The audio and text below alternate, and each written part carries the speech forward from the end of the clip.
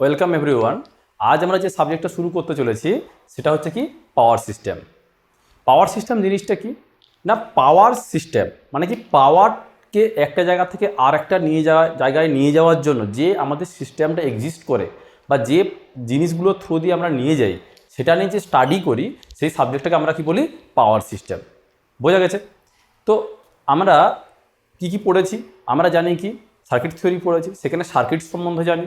Machine পড়েছি, মেশিনে কি হয় transformer, generator, synchronous machine, DC machine এগুলো পড়েছি। তা সেখান থেকে কী হচ্ছে আমি বুঝতে পারছি পাওয়ার কীভাবে জেনারেট হয় সেটা আমরা মেশিনের সাবজেক্টের মধ্যে জেনে গেছি।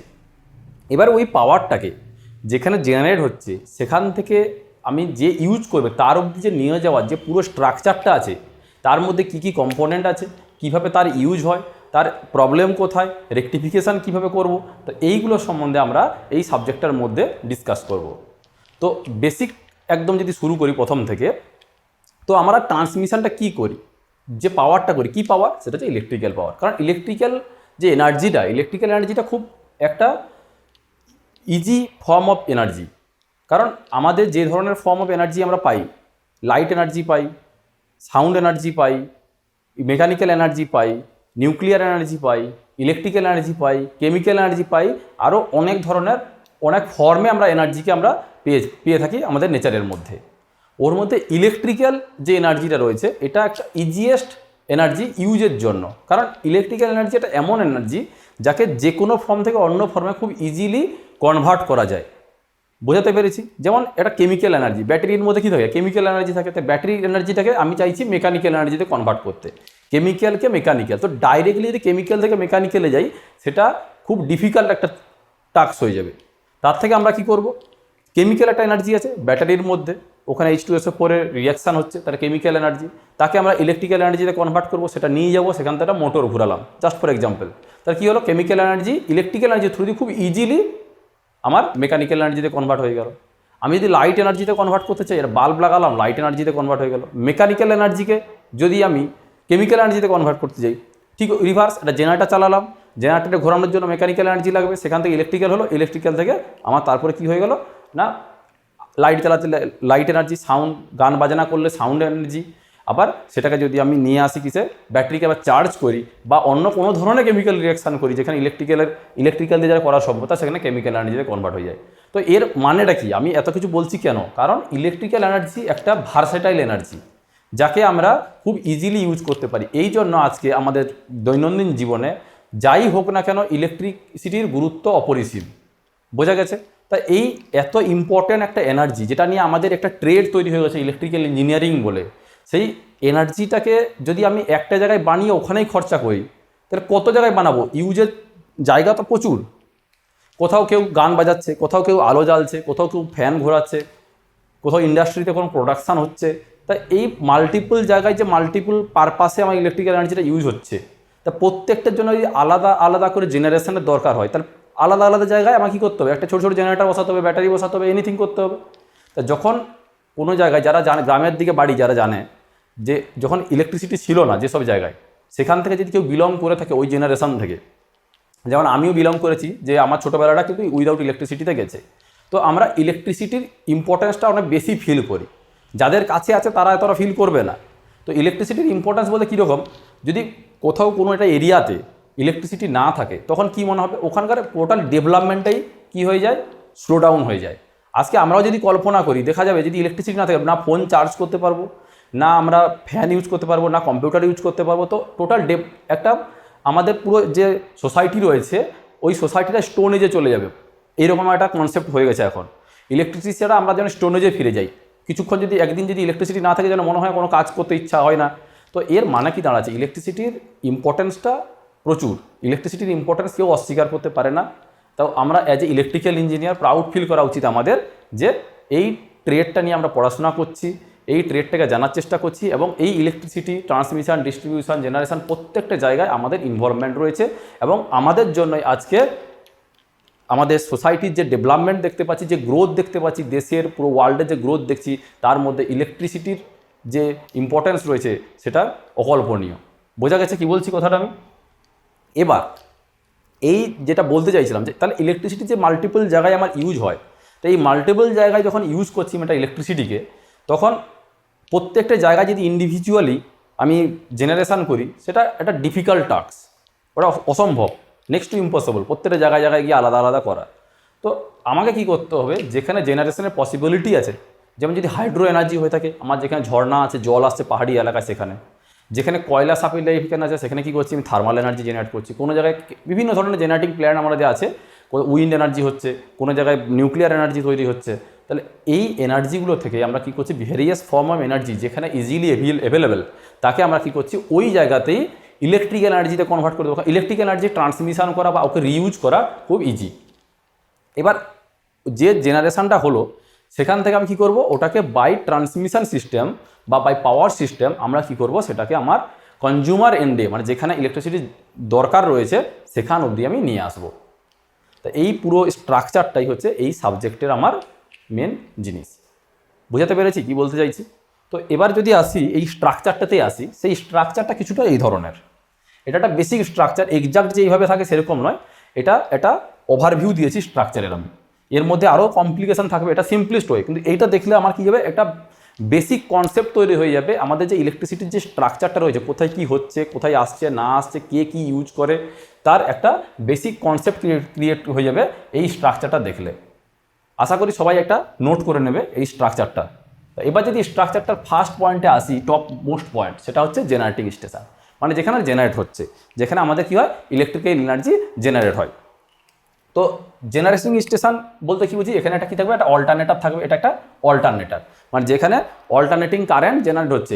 আমরা জেনারেলি কোনো জায়গায় ডিসি এনার্জি জেনারেট করি না, মানে এই মুহূর্তে ওয়ার্ল্ডে মানে আমার জানা নেই বা আমি কোনোদিন পড়িনি যে কোনো জায়গায় ডিসি জেনারেট করা হয় বলে, খুব ছোটো পারপাস ছাড়া, মানে টোটাল ট্রান্সমিশন সিস্টেমের জন্য কোনো জায়গায় ডিসি জেনারেট করা হয় না, সব জায়গায় কী হয়, এসি বা অল্টারনেটিং কারেন্ট জেনারেট করা হয়। তাহলে এটা হচ্ছে একটা অল্টারনেটার বা যে হচ্ছে অল্টারনেটিং কারেন্ট জেনারেট করে। তা সেটা কোথায় রয়েছে না, জেনারেটিং স্টেশন। এবার জেনারেটিং স্টেশন মানে যেখানে ইলেকট্রিক্যাল এনার্জি জেনারেট হচ্ছে, সেটা কী রকমের হতে পারে, সেটা একটা থার্মাল প্ল্যান্ট হতে পারে, মানে যেখানে কয়লা থেকে বিদ্যুৎ পাওয়া যায়। হাইড্রোল প্ল্যান্ট হতে পারে, হাইড্রো প্ল্যান্ট যেটাকে বলা হয়, সেখানে জল থেকে ইলেকট্রিসিটি তৈরি হয়।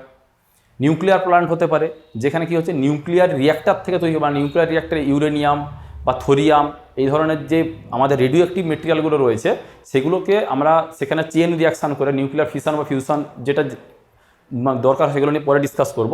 তো নিউক্লিয়ার রিয়াকশানের মাধ্যমে আমার কি হয়, ওখানে ইলেকট্রিক্যাল এনার্জি জেনারেট হয়।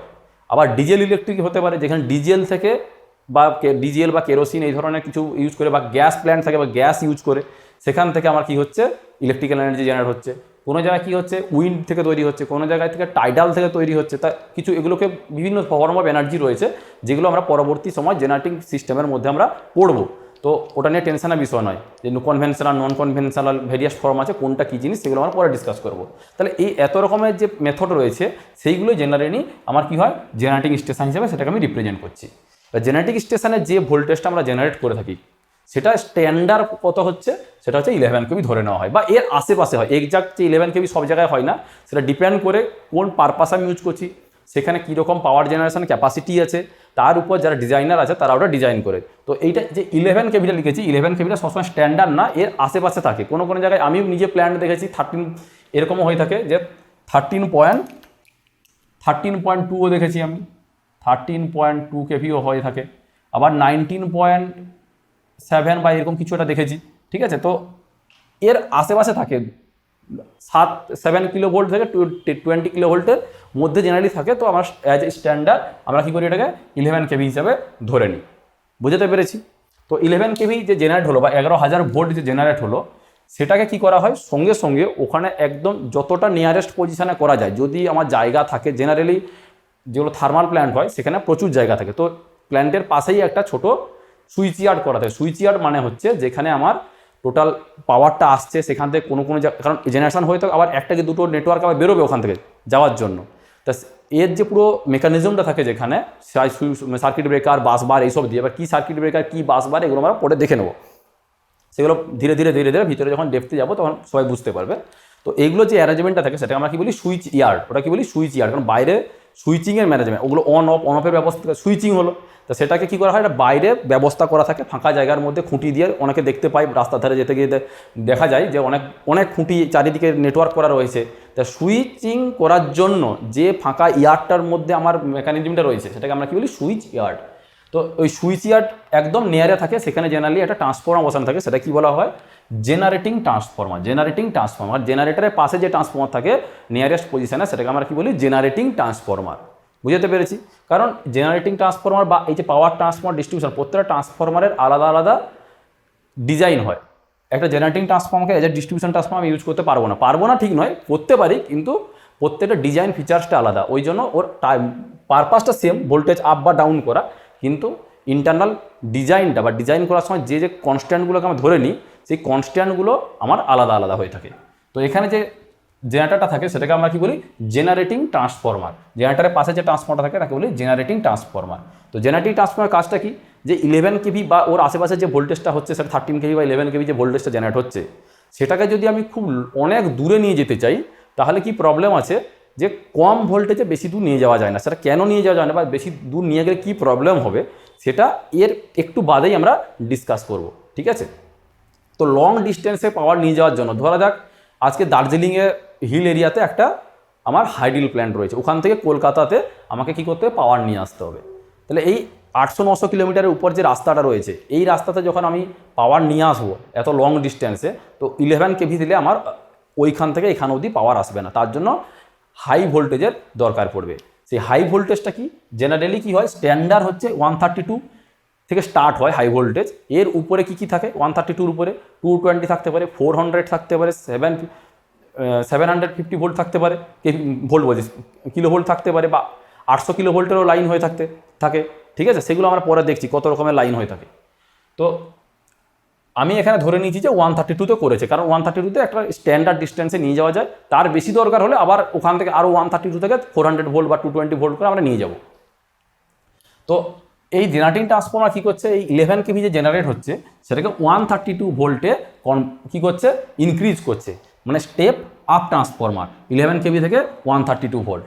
তাহলে জেনারেটিং ট্রান্সফর্মার পরে যেই 132 ভোল্ট পেলাম, সেটা এবার কী করে, ট্রান্সমিশনের মাধ্যমে আমার যেখানে আমার দরকার লোড সেন্টার, যেটা যদি আমি কলকাতার আশেপাশে কোনো একটা জায়গায় নিয়ে এলাম, ধরে নিচ্ছি আমি দার্জিলিং থেকে কলকাতা আনছি, তাহলে 132 ভোল্ট করে আমি কলকাতার আশেপাশে কোনো একটা জায়গায় যেখানে আমার ফাঁকা জায়গা পাবো সুইচ ইয়ার বানানোর জন্য, সেরকম জায়গাকে নিয়ে এলাম। তাহলে এই যে লম্বা ট্রান্সমিশন লাইনটা হচ্ছে 132 ভোল্টের, এটাকে আমরা কি বলছি, প্রাইমারি ট্রান্সমিশন। প্রাইমারি মানে কি, ফার্স্ট ট্রান্সমিশন হচ্ছে এখানে। তো এটা তো জেনারেশন এরিয়া, এটা পুরোটাই জেনারেশনের এরিয়া। তা এই মাঝখানটা কী, ট্রান্সমিশন এরিয়া। তো ট্রান্সমিশনের ফার্স্ট পোর্শন বলে এটাই কি বলছি আমরা, প্রাইমারি ট্রান্সমিশন। তো প্রাইমারি ট্রান্সমিশনের পরে যে সুইচ ইয়ারটা পেলাম, সেখানে আমি কী করবো, একটা পাওয়ার ট্রান্সফর্মার বসাবো। এ কী করবে, 132, কারণ 132 ভোল্টকে আমি ডাইরেক্ট তো ইউজ করতে পারবো না, আমাদের যে ধরনের ভোল্টেজ দরকার হয় সেই ভোল্টে কনভার্ট করতে হবে। এরপর থেকে ইউজ হয়, কারণ 132 ভোল্ট থেকে ডাইরেক্ট কোনো ইউজ নেই, কোনো জায়গায় 132 ভোল্ট থেকে ডাইরেক্ট আমরা ইউজ করি না। যা দরকার হয় এর পরে যে ভোল্টেজের রেঞ্জগুলো আছে, সেইগুলো থেকে ভেরিয়াস টাইপ অফ কনজিউমারের জন্য আলাদা আলাদা ইউজ রয়েছে। তাহলে এবার 132 প্রাইমারি ট্রান্সমিশনের পরে কী করছে, 132 ভোল্ট থেকে আমি কি করছি, একটা পাওয়ার ট্রান্সফর্মার দিয়ে 33 কিলো ভোল্টে, 132 কিলো ভোল্ট থেকে 33 কিলো ভোল্টে আমি কনভার্ট করছি বা স্টেপ ডাউন করছি। তাহলে এটা যে করে সেটা হচ্ছে কি, সেটাকে আমরা কি বলছি, পাওয়ার ট্রান্সফর্মার। এবং ওর মধ্যে কি থাকে, একটা বাসবার দেওয়া থাকে, মানে যেখান থেকে আমি লোডটাকে ভাগ করব, মানে আলাদা আলাদা চ্যানেলে ভাগ করব, যে একটা লাইন এখানে যাচ্ছে, একটা লাইন এখানে যাচ্ছে। তো এখানে ধরে নিচ্ছি আমি 3টা লাইন যাচ্ছে, সেটা যা খুশি হতে পারে অ্যাজ পার রিকোয়ারমেন্ট। তো যখন 132 ভোল্ট থেকে 132 কিলো ভোল্ট থেকে 33 কিলো ভোল্টে কনভার্ট হয়ে গেল, তখন যে আমার লাইনটা, যে ট্রান্সমিশন লাইনটা আমি পাচ্ছি, সেটাকে আমরা কি বলছি, সেকেন্ডারি ট্রান্সমিশন। মানে এখনও ট্রান্সমিশনই হচ্ছে, সেকেন্ডারি ট্রান্সমিশন। প্রাইমারি ট্রান্সমিশন থেকে কিসে হলো, এখন সেকেন্ডারি ট্রান্সমিশন। বুঝতে পেরেছি? এবার এই 33 কিলো ভোল্ট, 33 বা 33,000 ভোল্টের যে লাইনটা রয়েছে, এখান থেকে আমার কি হয়, ওটা এর পরবর্তী ডিস্ট্রিবিউশন সিস্টেমে চলে যায়। এবং তার সাথে কি হয়, যেগুলো ইন্ডাস্ট্রিয়াল লোড, বড় বড় ইন্ডাস্ট্রি, কত সিমেন্ট ফ্যাক্টরি রয়েছে, কোনো জায়গায় আয়রন ফ্যাক্টরি রয়েছে, তো এই ধরনের বড় বাল্ক যে ফ্যাক্টরিগুলো রয়েছে, তাদেরকে আমরা কি করি, এই 33 কিলো ভোল্ট থেকে, এই যে 33 কিলো ভোল্ট এখানে লিখেছি, এই 33 কিলো ভোল্টে, এটা কত, 33 এই 33 কিলো ভোল্ট থেকে আমরা বিগ ইন্ডাস্ট্রিয়াল লোডকে দিই, বড় বড় যে ইন্ডাস্ট্রি প্ল্যান্ট রয়েছে তাদেরকে আমরা কী করি 33 কিলো ভোল্ট থেকে লোড দিই। তো অনেক সময় কোশ্চেনে আসে এগুলো যে কোন স্ট্যান্ডার্ডের 33 কিলো ভোল্টে কোন ধরনের কনজিউমারকে ইউজ করে। তো 4টা অপশান থেকে বুঝতে হবে কোনটা এই বিগ ইন্ডাস্ট্রিকে রিপ্রেজেন্ট করছে, কারণ অপশানে অনেক রকম ঘুরিয়ে ফিরিয়ে প্ল্যান্ট অনেক কিছু দিতে পারে। তো আমাদের ওটা বুঝে নিতে হবে 4টা অপশানের মধ্যে কোনটা হচ্ছে ইন্ডাস্ট্রিয়াল লোডকে রিপ্রেজেন্ট করছে, বিগ ইন্ডাস্ট্রিয়াল লোডকে রিপ্রেজেন্ট করছে। এবার 33 কিলো ভোল্ট থেকে আমার এই সেকেন্ডারি ট্রান্সমিশন শেষ হলো, যেখানে সেকেন্ডারি ট্রান্সমিশন শেষ হচ্ছে ওখানে আবার একটা ট্রান্সফর্মার বসিয়ে আমরা কী করবো 33 কিলো ভোল্ট থেকে 11 কিলো ভোল্ট বা 11,000 ভোল্টে আমরা ওটাকে কী করবো স্টেপ ডাউন করব। তো এটাও যে করে তাকে আমরা কী বলছি পাওয়ার ট্রান্সফর্মার। এবার এই 11,000 ভোল্ট থেকে আমরা কী করছি সেটাকে আমি আরও স্টেপ ডাউন করার জন্য নেক্সট কোন ট্রান্সফরমারে নিয়ে যাচ্ছি, এবং এটাও যেটা থাকে এটা কিছু সাবস্টেশনের মধ্যে থাকে। এটা কি হয়, এটাও একটা সাবস্টেশনের মধ্যে থাকে, সাবস্টেশন এসএস লিখলাম, সাবস্টেশনের মধ্যে থাকে।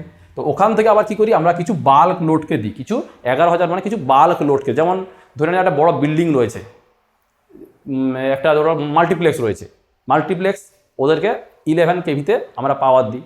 একটা বড় স্কুল বা কলেজ রয়েছে সেখানেও কি হয় 11 কেভিতে পাওয়ার, ফার্স্টে 11 কেভিতেই ওদেরকে আলাদা করে পাওয়ার দেওয়া হয়। তো 11 কেভি যে লোড রয়েছে সেগুলোকে আমরা কি বলি বাল্ক লোড বলি। সেগুলো ইন্ডাস্ট্রিয়াল হতে পারে, কমার্শিয়াল হতে পারে, গভর্নমেন্ট হতে পারে, এনিথিং হতে পারে। তো এগুলোকে কি বলি আমরা বাল্ক লোড। এবার 11 কেভির যে ডিস্ট্রিবিউশন, এখান থেকে কী হচ্ছে ডিস্ট্রিবিউশন স্টার্ট হচ্ছে, মানে আমি ডিস্ট্রিবিউট করছি লোককে পাওয়ার। এটা কি ট্রান্সমিশন, ট্রান্সমিট করছি মেনলি, কারণ এখানে ডিস্ট্রিবিউট হলেও এই ইন্ডাস্ট্রিয়াল লোডে যায়।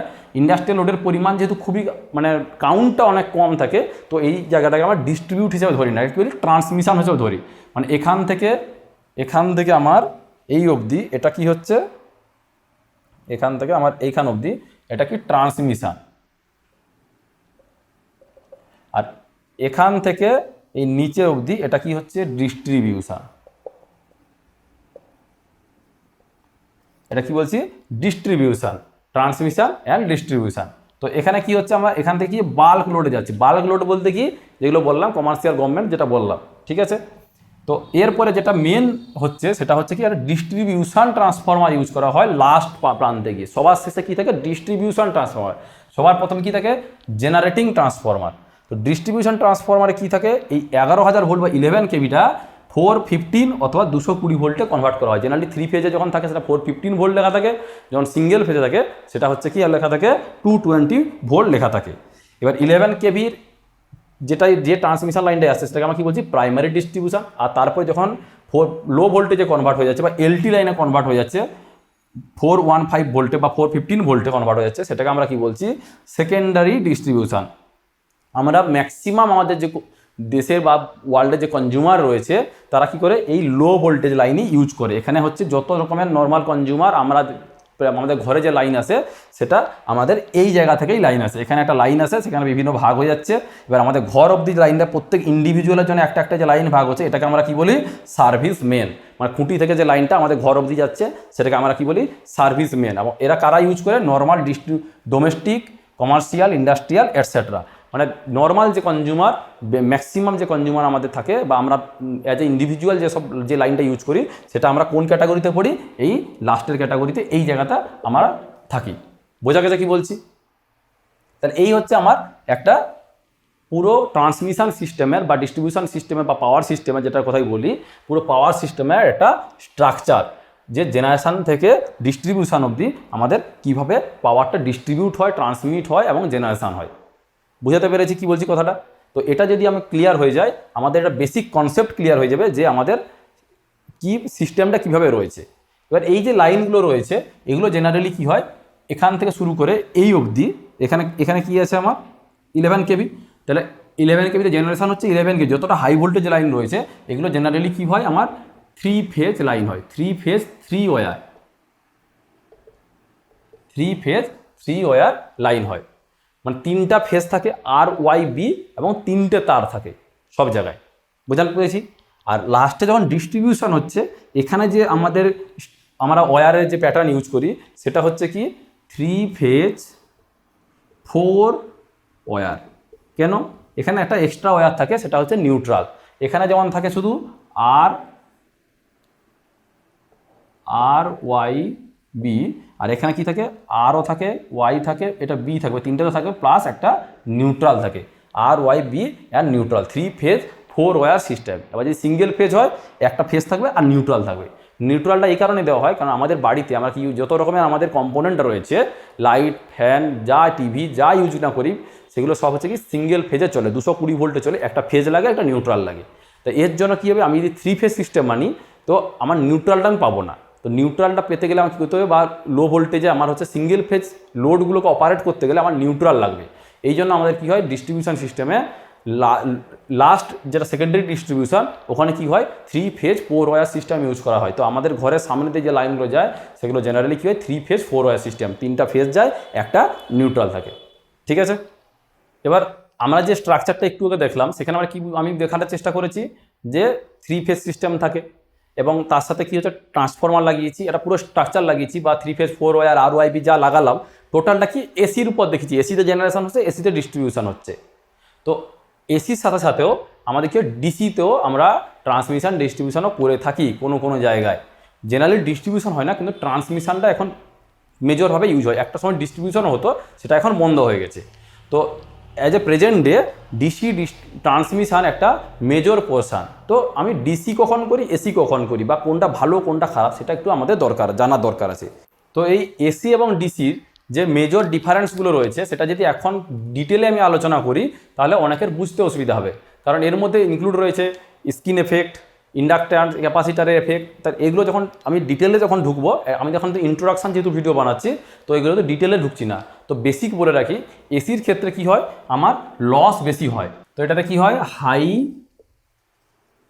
ট্রান্সমিশন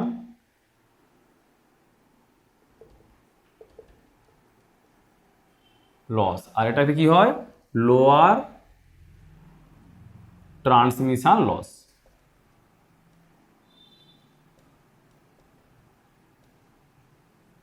লোয়ার ট্রান্সমিশন লস, তো এটাতে লস কম হয়, এটাতে লস বেশি হয়। তো এখানে দেখে বুঝতে পারছি আমি কি, তাহলে আমরা এটাই আমাদের মাথায় আসা উচিত যে তাহলে ডিসি ইউজ করবো সব জায়গায়, লস কম, এফিসিয়েন্সি ভালো, কম লস হবে না তো ভালো। একটা জায়গা থেকে একটা জিনিস এক জায়গায় পাঠাচ্ছি, মাঝে লিকেজ বা লস কম হয়ে যায় তো ভালোই। তাহলে সবার মনে হতে পারে যে এটা লস যেহেতু কম হয় তো এটা ইউজ করা ভালো, তো সেই জন্যই আমরা ইউজ করি। কিন্তু এরও কিছু ডিসঅ্যাডভান্টেজ রয়েছে। ডিসঅ্যাডভান্টেজ কি, এটা মেজর অ্যাডভান্টেজ ডিসঅ্যাডভান্টেজ বলছি, ডিটেলে আমরা ঢুকছি না। ডিটেলে আমরা ডিসি ডিস্ট্রিবিউশনে যখন পড়বো তখন আমরা ঢুকাবো, যে ডিসি হাই ভোল্টেজ সিস্টেম যখন পড়াবো তখন ওটা দেখা যাবে। তো এখানে মেজর একটা ডিসঅ্যাডভান্টেজ রয়েছে, সেটা কি, যে ভোল্টেজটা যখন আপ ডাউন করছি, আমার তো 11 কেভিতে জেনারেশন হচ্ছে, তো 11 কেভিতে কি অল্টারনেটিং কারেন্ট জেনারেট হয়। তা সেই অল্টারনেটিং কারেন্টকে আমার কী করতে হবে 132 ভোল্টে বা 220 কিলো ভোল্ট, 132 কিলো ভোল্ট বা 220 কিলো ভোল্ট বা 400 কিলো ভোল্টে আমাকে হাই করতে হবে। তো ওই হাইটা যদি না করি লং ট্রান্সমিশন আমি ইউজ করতে পারবো না। তাহলে এত দূরে নিয়ে যাওয়ার জন্য যে হাই ভোল্টেজ ইউজ করি তার জন্য আমার কী লাগবে, ট্রান্সফরমার লাগবে। আর ট্রান্সফরমার কী হয় ডিসিতে কাজ করে না। তো ডিসিতে কী হয় কোনো ট্রান্সফরমার কাজ করে না। তো ট্রান্সফরমার যেহেতু কাজ করে না তাহলে আমি কী করতে হবে, ডিসি ট্রান্সমিশনের জন্য দুটো জিনিস করতে হবে। এসিটাকে প্রথমে আমি হাই ভোল্টেজ করে নিতে হবে, সেটাকে ডিসিতে কনভার্ট করতে হবে। মানে যদি আমার কীরকম হয় না, এখানে যদি জেনারেশন থাকে, এটা যদি জেনারেশন হয়ে থাকে, এটা 11 কেভি এসি হয়, তাহলে এটা কী করবো, প্রথমে ট্রান্সফরমার দিয়ে আমাকে কী করতে হবে হাই ভোল্টেজ করে নিতে হবে এটাকে। এটা হলো 132 কিলো ভোল্ট, হাই ভোল্টেজ করে নিলাম। তাহলে এই হাই ভোল্টেজ এটা কি, এটা এসি। তাহলে এখানে কী করতে হবে, কনভার্টার লাগাতে হবে আমাকে। কী করতে হবে, কনভার্টার লাগাতে হবে,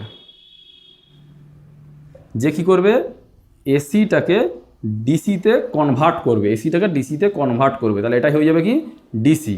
তাহলে এরপরে আবার যখন ডিসিটাকে ভোল্টেজ কমানোর দরকার পড়বে তখন এখানে কি করব, এখানে কী করতে ইনভার্টার ইউজ করতে হবে। ইনভার্টার যে কী করবে ডিসিটাকে এসিতে কনভার্ট করবে। তারপরে আমি কি করব, ট্রান্সফরমার আবার ইউজ করতে পারবো। তা প্রত্যেকটা জায়গায় একটা করে কনভার্টার আর একটা করে ইনভার্টার এক্সট্রা ইন্ট্রোডিউস করতে হবে। এটার জন্য কি হবে, আমার একটা হিউজ কস্ট চলে আসবে। এখানে কি হবে, একটা হিউজ কস্ট চলে আসবে, মানে অনেক খরচা অনেক বেড়ে যাবে এই সিস্টেমটা, যেটা এই জিনিসটার কোনো এসি ট্রান্সমিশনে এইটার হচ্ছে কোনো দরকার নেই। বুঝতে পেরেছি? তা কস্ট এফেক্টিভ কখন হবে, যদি আমার এই যে লসটা, এখানে যে ট্রান্সমিশন লসটা আমি লিখেছি, এই লসটা যদি আমার কি হয় না, লসটা যদি আমার এই খরচাটার থেকে কম হয় তাহলে কি ইউজ করব না। কারণ এটা যদি আমি মনে করি 100 কোটি টাকা খরচা করলাম এই ইনভার্টার আর কনভার্টার লাগাতে, এক্সট্রা যে খরচাটা করলাম, এবং সেটা ধরে নিচ্ছি আমি 100 কোটি টাকাতে আমার 100 বছর যাবে ধরে নিচ্ছি, তাহলে পার বছর 1 কোটি টাকা অ্যাভারেজে হচ্ছে, এর মধ্যে ইন্টারেস্ট আসতে পারে, ডেপ্রিসিয়েশন আসবে, অনেক কিছু আসবে, সেগুলো আমি আসছি না তো ডিটেলে। তাহলে পার বছর 1 বছরে 1 কোটি টাকা করে খরচা এর পিছনে, এই খরচাটা, তার সাথে মেনটেন্যান্স আছে, সেগুলো ছেড়েই দিলাম, অত ডিটেলসে যাচ্ছি না, জাস্ট বেসিক বোঝার জন্য চেষ্টা করছি। তাহলে আমার 1 বছর ধরে যে এনার্জিটা ট্রান্সমিট করবে, সেখানে যদি লসটাই আমার 1 কোটি টাকার নিচে হয়, তাহলে এইরকম এত কমপ্লিকেট জিনিস মাঝখানে ইনস্টল করার কোনো দরকারই নেই। বুঝতে পেরেছি কী বলছি কথাটা? তো আমরা কখন ডিসি ইউজ করব? যখন এই লসের পরিমাণটা আমার খরচার তুলনায় অনেক বেশি হবে, তখন হচ্ছে আমরা কি করব, ওখানে এসির জায়গায় ডিসি ট্রান্সমিশন ইউজ করব। ক্লিয়ার কথাটা কি বলছি? তো সেটা জেনারেলি কততে করা হয়? জেনারেলি খুব হাই ভোল্টেজে লং ডিস্টেন্সে, যেমন 500 kilometre or more, generally 500 kilometre বা 400 কিলোমিটারের উপরে যখন কোনো ট্রান্সমিশন করা হয়, তখন আমরা কি করি, ডিসি ট্রান্সমিশন ইউজ করি। তখন কারণ ওই যখন লং রেঞ্জে যখন ট্রান্সমিশন করা হয়, জেনারেলি কী করা হয়, অনেক হাই পাওয়ার ট্রান্সমিশন করা হয়, লং লেন্থের জন্য রেজিস্ট্যান্স অনেক বেশি থাকে লাইনের, এবং লস প্রচুর হয়। সেখানে এসি এবং ডিসির যে লসের ডিফারেন্সটা, সেটা এই খরচাটাকে সারপ্লাস করে যায়। তো আমার যে খরচাটা করব তার তুলনায় লসটা অনেক বেশি হয়ে থাকে। তো আমি যদি লসটা বাঁচাতে পারি, এই খরচাটা আমার কি হবে, উঠে যাবে ওখান থেকেই। তো ওই ক্ষেত্রে আমরা ডিসি ট্রান্সমিশন সিস্টেম ইউজ করি। তো ডিসির ক্ষেত্রে আমরা যদি ধরে নিই, তার যে স্ট্রাকচারটা একটু আগে এঁকেছিলাম, এই ভিডিওটার একটু আগেই এঁকেছিলাম, সেই ভিডিওতে দেখা যাবে যে আমি লিখেছিলাম 3 ফেজ 3 হয়। তার ডিসি যখন ইউজ করব, তখন আর তো 3 ফেজ আমি বলতে পারবো না, ওখানে একটা প্লাস থাকবে, একটা মাইনাস থাকবে। তো সে তখন কী হয়, দুটো বা একটা তারে আমরা ট্রান্সমিশন করে থাকি। তো ডিসি ট্রান্সমিশন অনেক ধরনের হয়ে থাকে, যেমন এসিতে যেমন কি বললাম, 3টা 3 ফেজে হয়, একটা হয় আর, একটা ওয়াই, একটা বি, 3টে তার এভাবে যায়, ঠিক আছে। ডিসিতে কী হয়, ডিসিতে 2-3 রকমের ডিসি হতে পারে, একটা হচ্ছে এরকম হতে পারে, একটা প্লাস একটা মাইনাস, এটা একটা তার, এটা একটা তার, এভাবে যেতে পারে। দুটো প্লাস আর গ্রাউন্ড, এরকমও সিস্টেম বানাতে পারি আমি। আবার দুটো মাইনাস আবার গ্রাউন্ড, এরকম বানাতে পারি, বা একটা শুধু প্লাস একটা গ্রাউন্ড, এরকমও বানাতে পারি। বুঝতে পেরেছি কি বলছি? তো various type of DC transmission system আমার রয়েছে। এসি ট্রান্সমিশন তো জেনারেলি স্ট্যান্ডার্ড আমরা ইউজ করি কি 3 ফেজ 3 ওয়াই, বা ডিসিতে অ্যাজ পার নিড আমাদের এগুলোকে মনোপোলার, হোমোপোলার অনেক রকমের আছে, সেগুলো যখন ডিসিতে পড়বো তখন আমরা পড়বো ওগুলো। এবার পরবর্তী একটা ভিডিওতে আমরা দেখে নেব যে কোন জায়গায় কোনটা ইউজ করব এবং কেন, 3 ফেজ বা কেন ইউজ করি, সিঙ্গেল ফেজ কেন ইউজ করি না, কোনো জায়গায় দুটো বা কোনো জায়গায় 3টা তার কেন ইউজ করছি ডিসিতে, দুটো বা একটা তার কেন ইউজ করছি ডিসিতে, তো কোনটা ইউজ করা আমার অ্যাডভান্টেজ আছে, কোনটা ডিসঅ্যাডভান্টেজ আছে, সেগুলো আমরা নেক্সট ভিডিওতে আমরা ওটা নিয়ে আমরা ডিসকাস করব। তাহলে এই হচ্ছে basic concept of AC transmission আর ডিসি ট্রান্সমিশনের ডিফারেন্সটা কি। পরবর্তী ক্ষেত্রে এটা ডিটেল আছে, এটা ডাইরেক্টলি এক্সামে কোনো জায়গায় যদি কেউ লিখতে চায়, এইরকম একটা পয়েন্টে লেখার দরকার নেই, অনেক পয়েন্ট রয়েছে, সেগুলো আমরা যখন ডিটেলে পড়াশোনা করব পুরো সিস্টেমটা, তখন আমরা ওটা জানতে পারবো। বুঝতে পেরেছি কি বলছি কথাটা? এবার নেক্সট হচ্ছে এই যে দু ধরনের ট্রান্সমিশন হচ্ছে, এই এসি হোক বা ডিসি হোক, সেটা দুটো তার দিয়ে, 3টে তার দিয়ে, যেটা দিয়েই হোক, সেটা যেই তারগুলোকে যখন মাথার উপর দিয়ে আমরা নিয়ে যাই, খুঁটি দিয়ে বা উপর দিয়ে দেখতে পাই বড় বড় টাওয়ার দিয়ে নিয়ে যাচ্ছি, তো সেগুলোকে কি বলা হয়, ওভারহেড ট্রান্সমিশন। কি বলা হয়, OH বা ওভারহেড ট্রান্সমিশন, ওভারহেড মাথার উপর দিয়ে। আর এক ধরনের কি হয়, মোটা মোটা কেবিল দিয়ে মাটির নিচ দিয়ে বা জলের নিচ দিয়ে পাস করানো হয়, সেটাকে কি বলা হয়, আন্ডারগ্রাউন্ড ট্রান্সমিশন। কি বলা হয়, আন্ডারগ্রাউন্ড, ইউজি ট্রান্সমিশন,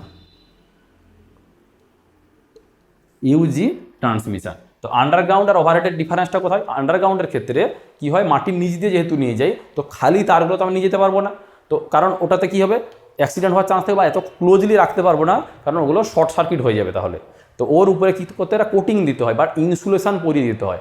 তো এই ইনসুলেশনের জন্য কি হয়, আন্ডারগ্রাউন্ড ট্রান্সমিশনের ক্ষেত্রে খরচা অনেক বেড়ে যায় একটা লেইংয়ের জন্য। তো আন্ডারগ্রাউন্ড সিস্টেম সেখানেই ইউজ করা হয় যেখানে খুব দরকার পড়েছে, নাহলে জেনারেলি আমরা কি করি, ওভারহেড ইউজ করি। এছাড়াও ওভারহেডের ক্ষেত্রে কী হয়, যদি কোনো তার কেটে যায় বা কোনো রকম প্রবলেম আসে, ডিটেক্ট করা অনেক ইজি, গিয়ে চোখে দেখতে পাওয়া যায় এই যাচ্ছে উপর দিক দিয়ে, এই তো এখানে তারটা কেটে গেছে। কিন্তু আন্ডারগ্রাউন্ডে মাটির নিচে থাকার জন্য বা জলের নিচে থাকার জন্য সহজে দেখে বোঝা যায় না, খুব কমপ্লিকেট মেথডের মাধ্যমে জানতে হয় যে হ্যাঁ কোন জায়গায় ফল্ট হয়েছে, এবং সেখানে গিয়ে আমাকে রিপেয়ার করতে হয়, এবং সেই রিপেয়ারিং সিস্টেমটাও অনেক কমপ্লিকেটেড। ওটাকে ওই ইনসুলেশন থাকার জন্য বা এই ক্লোজ প্রক্সিমিটিতে সব তারগুলো থাকে বলে ওটা জয়েন্টিং বা ওর যে রিপেয়ারিং প্রসেসটা সেটা অনেক হাইলি স্কিল লোক লাগে এবং ওতে এক্সপেন্ডিচারও অনেক বেশি হয়ে থাকে। তো আন্ডারগ্রাউন্ড সিস্টেম সেখানেই ইউজ করা হয় যেখানে খুব দরকার। যেমন একটা শহর আছে, শহরের ভিতর দিয়ে লাইন যাচ্ছে, উপর দিয়ে নিয়ে যাওয়া সম্ভব হচ্ছে না কোনো মতেই, বা ওতে কী হচ্ছে শহরটা দেখতেও খারাপ লাগে। যেমন কলকাতার মধ্যে যে দেখা যায় কোর সিটিতে, তো কী হয় কোর সিটির মধ্যে কী হয় উপরে কোনো তার দেখতে পাই না, কিন্তু তার চারিদিকে যদি তার ঝুলে থাকতো তো কলকাতা কী হতো সৌন্দর্যটা খারাপ হয়ে যেত। তো এই সব ক্ষেত্রে আমরা কি আন্ডারগ্রাউন্ড সিস্টেম ইউজ করি। এছাড়া ধরা যাক আন্দামানে আমার পাওয়ার পাঠাতে হবে বা কোনো শ্রীলঙ্কাতে পাওয়ার পাঠাতে হবে, তো ওগুলো কি দ্বীপ, সমুদ্রের মাঝখানে একটা জায়গা, সেখানে আমি কী করে খুঁটি গেড়ে গেড়ে সমুদ্রের ভিতরে নিয়ে যাব, অসম্ভব কাজ ওটা। আর যদি মনে করি ওখানেই পাওয়ার জেনারেট করবো, সে সবসময় সাফিসিয়েন্ট পাওয়ার জেনারেট করা সম্ভব হয় না ওইসব দ্বীপের মাঝখানে ওদের দরকার মতন। তো ওই সব ক্ষেত্রে যদি আমার কী করতে হবে, আমাকে সাবমেরিন কেবিল ইউজ করতে হবে বা আন্ডার ওয়াটার কেবিল ইউজ করতে হয়। বুঝতে পেরেছি? তো ট্রান্সমিশনের এই ধরনের সিস্টেম রয়েছে। তো এই ভিডিওতে আমাদের কী করলাম, আমরা একটা বেসিক ট্রান্সমিশন সিস্টেমের আইডিয়া, যে একটা আইডিয়া সেটা আমাদের মাথায় ঢুকে গেল এটা আশা করি। তো এখান থেকে আমরা নেক্সট ভিডিও থেকে একটা টপিক ডেপথে আমরা ডিসকাস করব। ওকে।